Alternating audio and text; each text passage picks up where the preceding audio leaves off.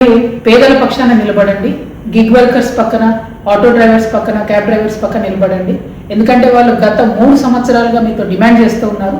ఓలా కానీ, ఊబర్ కానీ, ర్యాపిడో కానీ, ఈ అగ్రిగేటర్స్ ఎవరైతే ఉన్నారో ఈ రేట్స్ విషయంలో వాళ్ళను పీడించుకొని తింటున్నారు. ఆటో పొత్తంతా నడిపి ఇంటికి పోతే ₹1 మిగిలినటువంటి పరిస్థితి ఉంది. క్యాబ్ పొత్తంతా నడిపి ఇంటికి పోతే ₹1 మిగిలినటువంటి పరిస్థితి లేదు. స్విగ్గీ కానీ, జొమాటో కానీ పొత్తంతా డెలివరీ చేసినా కూడా ₹1 మిగిలే పరిస్థితి లేనటువంటి సందర్భాన్ని మనం గమనిస్తూ ఉన్నాం. రాష్ట్ర ప్రభుత్వం ఇమీడియట్గా ఇంటర్వ్యూన్ అవ్వాలి. ఓలా కానీ, ఊబర్ కానీ, ర్యాపిడో కానీ ఇటువంటి అనేక అగ్రిగేటర్స్ ఉన్నాయి. వాళ్ళతో మాట్లాడి ఈ ఆటో డ్రైవర్స్కి, క్యాబ్ డ్రైవర్స్కి, బైక్స్ మీద ర్యాపిడో చేసుకునేటటువంటి వారికి, స్విగ్గీ, జొమాటో లాంటి పెద్ద కంపెనీలో చేసే డెలివరీస్కి అన్నిటికీ కూడా మీరు మంచి రేట్ని నిర్ణయించాలి. వారితో తక్షణమే మాట్లాడాలి. ఇవాళ బ్రేక్ డౌన్ చేస్తూ ఉన్నారు వాళ్ళందరూ కూడా. మధ్యాహ్నం వరకు ఏమాత్రం కూడా డెలివరీస్ ఉండవు, ఆటోస్ నడవాయి, అట్లానే క్యాబ్స్ నడవాయి అని చెప్పి వాళ్ళు బ్రేక్ డౌన్ చేస్తున్నారు.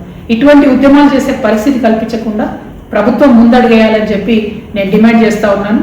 ఆటో డ్రైవర్స్ పక్షాన, క్యాబ్ డ్రైవర్స్ పక్షాన, బైక్స్ నడుపుకునే బ్రదర్స్ పక్షాన, అందరి పక్షాన కూడా తెలంగాణ రక్షణ సేన మీకు అండగా ఉంటుంది.